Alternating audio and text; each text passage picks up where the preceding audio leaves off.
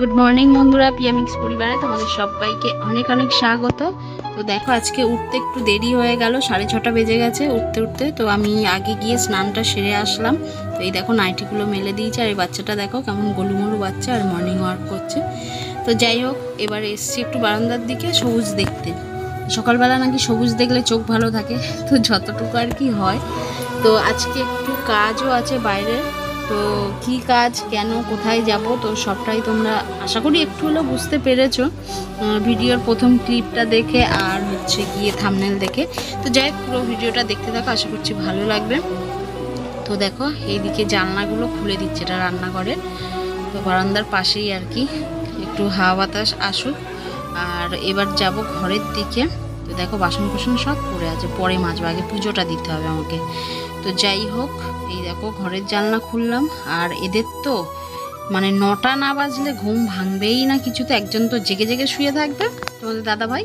আর ছেলের কথা তো বাদ দাও, পাশে কাঁসর ঘন্টা বাজালেও মানে ঘুম ভাঙে না। তো এবার পুজোটা দিয়ে নিই, পুজো দিয়ে তারপরে হচ্ছে খালি পেটে রক্তটা দিতে যেতে হবে আগে। তো এই যে এখন বেরিয়ে যাচ্ছি, ছেলেকে বললাম দরজাটা দিয়ে দে। তো বাইরে রোদ্দুরও দেখছি বেশ ভালোই হয়েছে। তো আমি তো এখন বেরোচ্ছি, আর ওইদিকে তোমাদের দাদাভাই আগে গিয়ে দাঁড়িয়ে রয়েছে, কারণ এখন তো সকালবেলা মানে 7:30 8টা হবে হয়তো, ঘড়িটা ঠিক দেখিনি।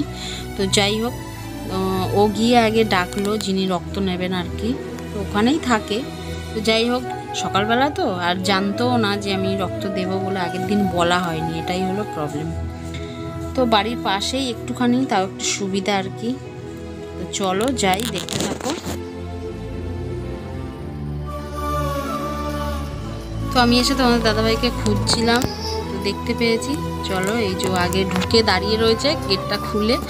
আর ভিতরে তো এসি, দরজাটা কেমন আটকে আটকে যাচ্ছে, হোঁচটকে পড়ছিলাম জানো তো, পড়তে পড়তে বেঁচে গেছি। তো যাই হোক, আমার আগে চিনি রয়েছেন, রক্ত দেবেন, তো ওনারটা আগে নিয়ে নিচ্ছে, তারপরে গিয়ে আমারটা নেবে আর কি। আর এখানে না ওই মামা বলে ডাকি আর কি ওনাকে। তো যাই হোক, উনি একটা নাটক করার কথা বলছিল, তো সেটা আমি না বলেছি, করব না বলে। বলছে এত সুন্দর রিলস করো আর নাটক করবে না। আমি বললাম না, আমি ভুলে যাই, এটাই সমস্যা। ওটা নিয়ে আর কি একটু হাসাহাসি হচ্ছিল।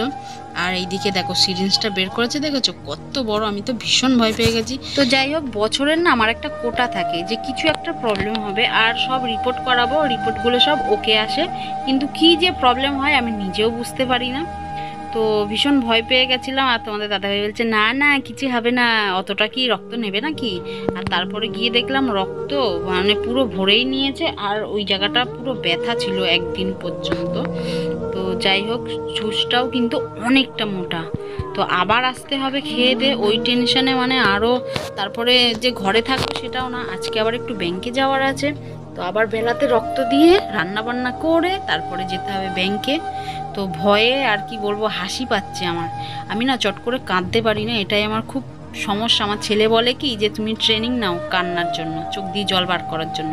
তো খুব কষ্ট না হলে আমি কাঁদতে পারি না, এটাই যা। তো যাই হোক, হয়ে গেছে।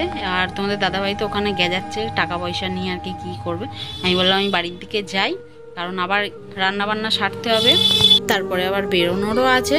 তো যাই হোক, আজকের ভিডিওটা এতটুকুই, ছোট্ট একটা ভিডিও, সবাই দেখো, আশা করছি ভালো লাগবে। আর আমি চেষ্টা করি নতুন নতুন কিছু দেবার। তো যাই হোক, এই পর্যন্তই ভিডিওটা। তোমাদের ভালো লাগলে লাইক কমেন্ট শেয়ার করতে ভুলো না। তো দেখা হবে নেক্সট ভিডিওতে। সবাই খুব ভালো থেকো, সুস্থ থেকো, সাবধানে থেকো, টাটা।